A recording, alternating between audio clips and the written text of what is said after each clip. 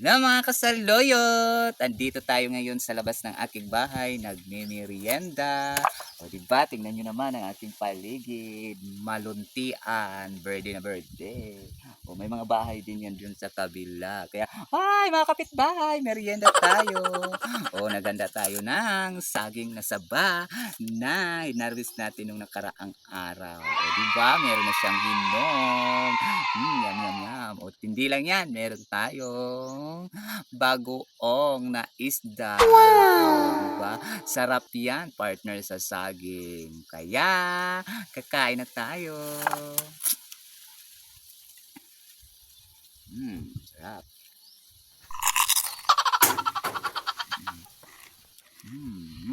Sarap na ito. Diba? Ang sarap nito.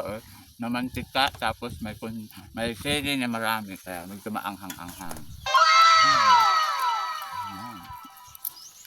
Samahan nyo ako, kain tayo.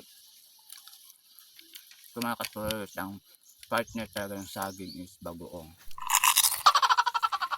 Manamis-namis. Itong bagoong naman to, bigay sa akin.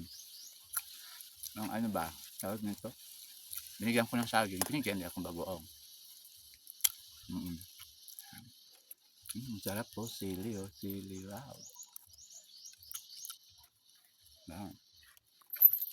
So ayan mga kasaloyot, pinto muna tayo. So mga araw, nagkabataan ko pa, sobrang hirap ng buhay din. Ganito din ang pagkain din namin dito sa bukid. So hindi lang saging, mayroon pang kamiting kahoy. Ngayon, naranas ko dati ng mga kabataan ko yan. Bebenta kami ng inipit, kamiting kahoy doon sa malayo. Tapos dahil may pambili kami bigas. Ano lang, ang tawag na nare-recall ko lang, madaling araw pa. Bibiyahe kami dito, lalakarin namin sa malayo. So marami kami, pansiyasaya nga anong time na yun. Kasi sa ano, lalo na pag nagbenta ka ng ano, bebenta ka tapos, pag hindi naman nabebenta, pwede siyang, ano tawag nito, palit sa ano ba, palit ng, halimbawa isda, gano'n. Tapos tuyo. Yun ang buhay noon. Na ano, halimbawa, meron kang saging, meron kang kamuting kahoy. Na ano yun, tawag nito, pwede mong papalitan siya ng ano ba, isda, asukar, gano'n, bigas. Masasama ko dati ang mga tiyahin ko, tita ko. So yun, napagpintuhan ko lang, kasi ano, parang naalala ko lang ang buhay noon, kahit ngayon. Diba na ngayon kasi, parang ano, dami ng influensya ngayon. Noon, bata pa ako, ano lang, masaya. Tapos, may edad ka na, pwede ka pang maglaro. Maglaro ng tagu-taguan. Diba? Nakakamiss kaya ang ganong buhay. Tapos, yan. Pero noon, ang bigas pa namin noon, bigas mais pa yung pinaka. Bigas mais, tapos maluluto ka niyan, pwede mong lagyan siya ng kamote. Para lang dumami yung kanin. Diba? Ganun dati, ganun yung buhay noon.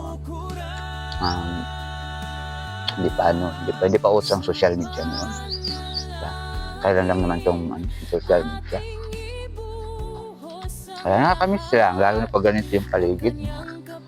Asa maririnig mo lang noon. Kasi noon, wala pa mang kuryente dito sa amin. Ano pa yun? Yung gas pa, ilaw. Minsan nga yung ilong mo punong-puno ng uling.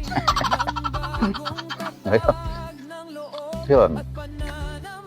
Tapos mga alas 5 pa kasi dito dati, sa bukid, tumira, alas 5 pa lang. Wala na, madilim na. Wala na.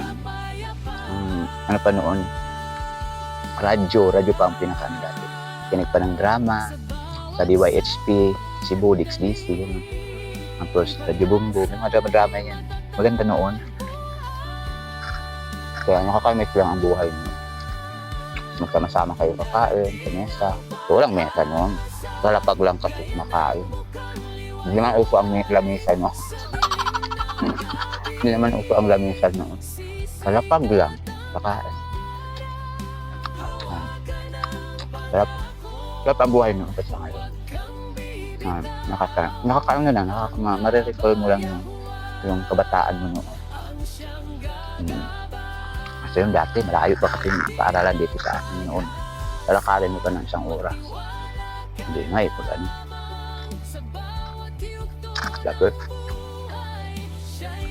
Tapos ano, pag uli, ganun. Pag uli namin, meron kami mga daladalang talangka. Ano, minsan cutting plate, eskwela. Ano, tawag niyan. Hindi papasok kasi pupunta sa sapa. Pag uwi, may ulam na, talangka. Ano, ganun lang. Mamimiss mo talaga yung buhay noon. Hasta ngayon. Kayo, ano ang kwento ng buhay nyo nung kabataan pa kayo? Comment down below. Salamat! Please like, please follow, and share nyo na rin ang ating video. Kain tayo.